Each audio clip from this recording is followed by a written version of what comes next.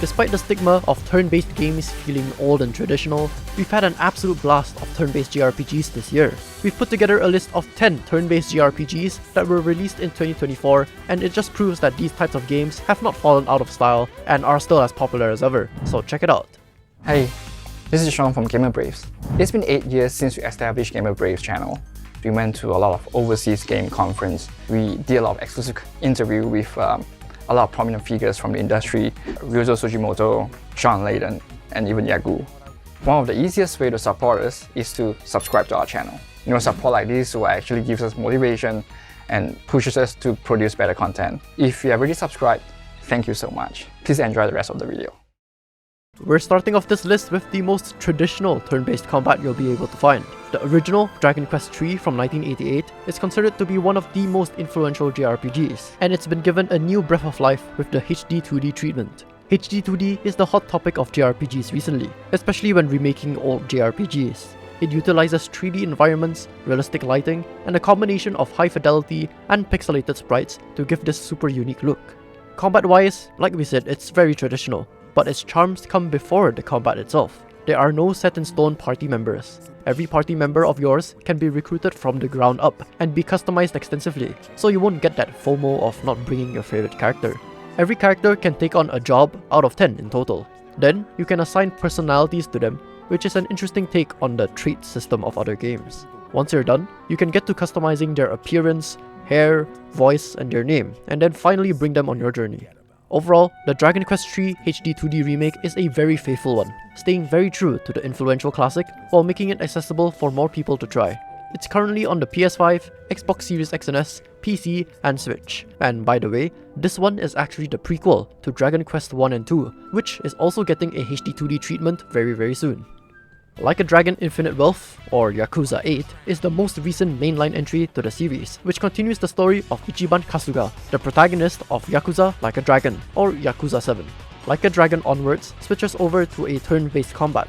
Every character is slightly moving around by themselves, and there are tons of interactions in the combat, like for example pushing enemies into each other, or into a car, getting followed up by other characters nearby, proximity bonuses, grabbing items, and so on. So you'll have to make use of your movement to effectively group enemies up. Besides the combat, there are also jobs, which are like classes for your characters and will grant you more skills as the job levels up.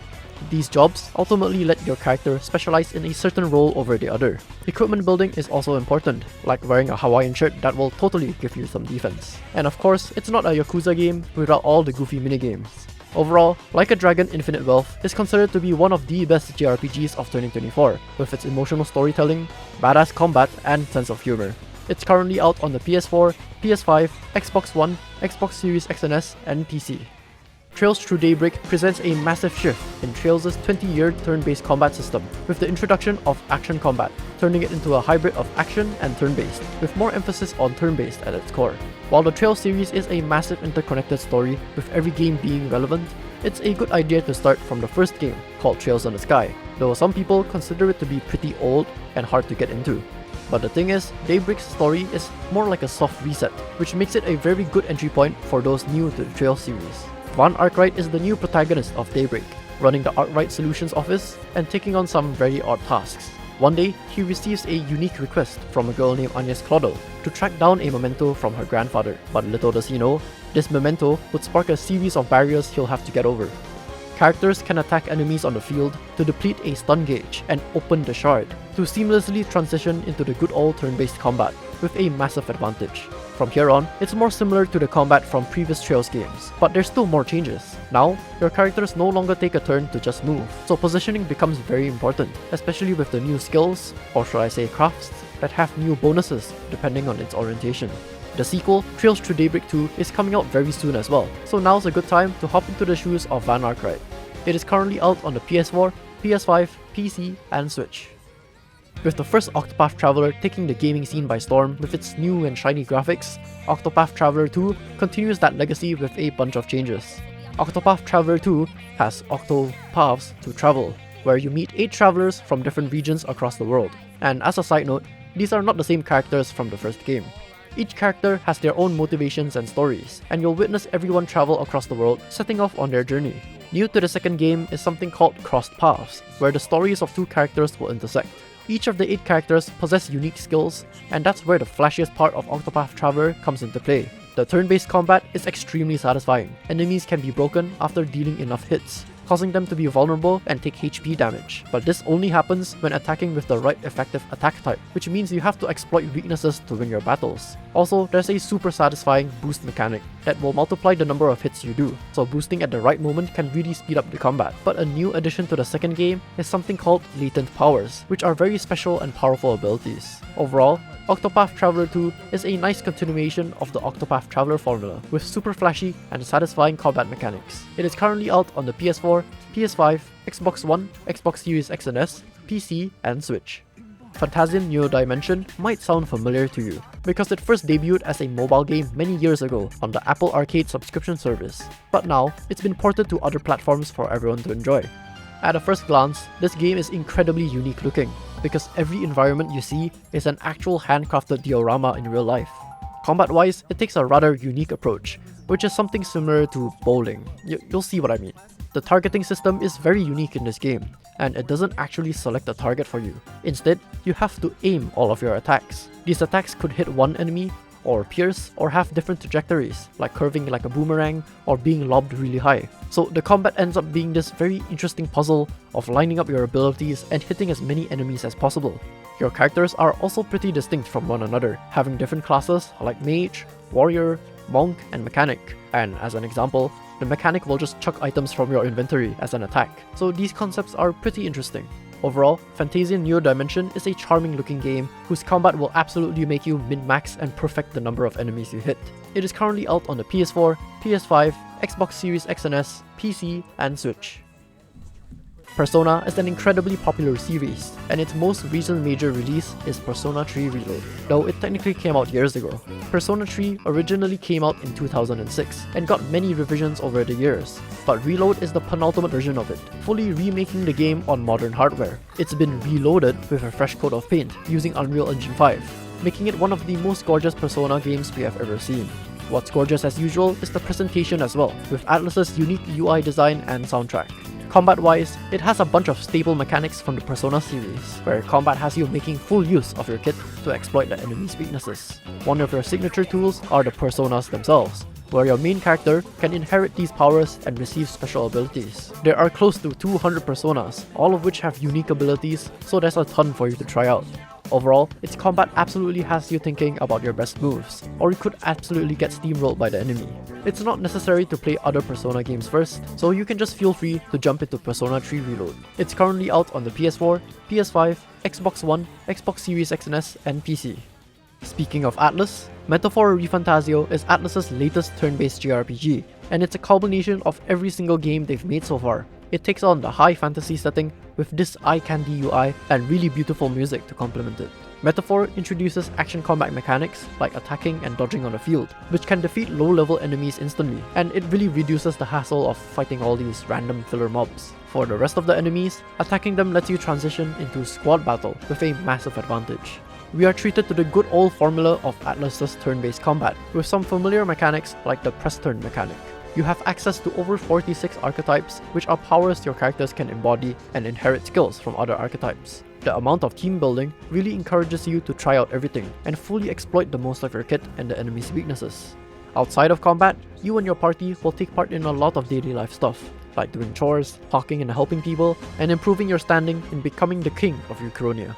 Overall, Metaphor ReFantazio is held in very high regard, and another solid JRPG by Atlus. Its high fantasy setting with your protagonist setting off on an epic adventure really just feels immersive, while at the same time combining the best of every mechanic Atlus has to offer. It's currently out on the PS4, PS5, Xbox Series X and S, and PC.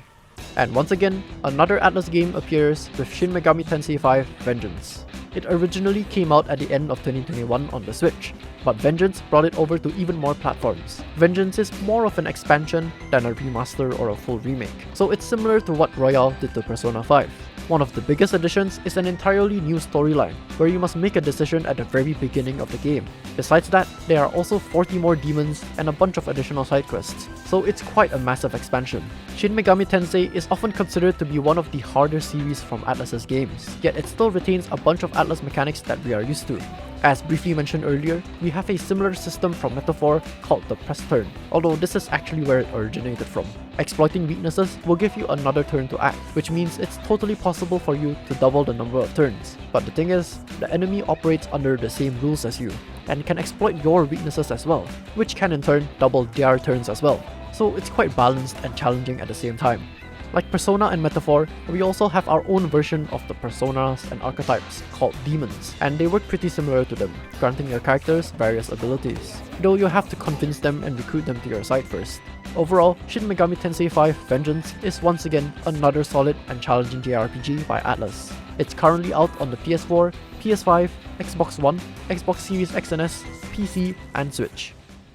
Romancing Saga 2 has never looked this good, because we got a full 3D remake of the original game from 1993, and it's called Romancing Saga 2 Revenge of the Seven. Now this one is truly a remake, with the majority of the game being completely redone from the ground up, like the battle and progression systems. For one, the 2D pixel world has been completely expanded to 3D, letting us see the world like never before. One unique change in combat is the way your characters learn new skills. There's something called glimmering techniques that is indicated by a light bulb, and every character on the field has a chance to learn a new skill, depending on the weapon they use. The brighter the light bulb, the higher the chance of unlocking a new skill. So this system really encourages you to try out different things and participate in more battles. Every enemy has weaknesses to certain attack types, so it's necessary to try out various skills to figure out which one the enemy is weak to. With enough attacks, you also fill up an overdrive bar that lets your characters release a massive united attack.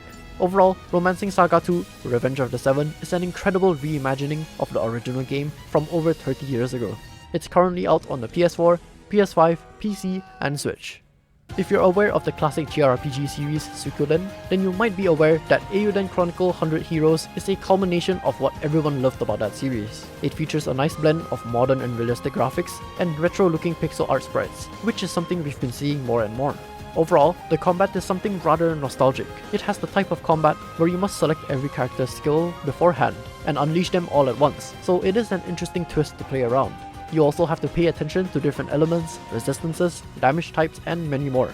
As the title suggests, there are 100 plus heroes for you to recruit, hence the name 100 Heroes. So with a party of 9, there's a ton of combinations and synergies for you to discover.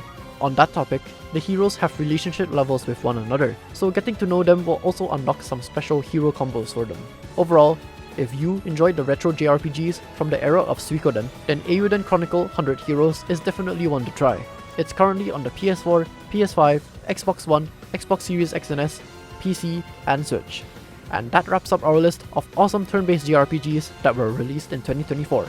Clearly, turn-based JRPGs are still going strong in the modern day, and there are many more that are not on this list. So let us know some of your favorites, and don't forget to subscribe for more future videos just like this one.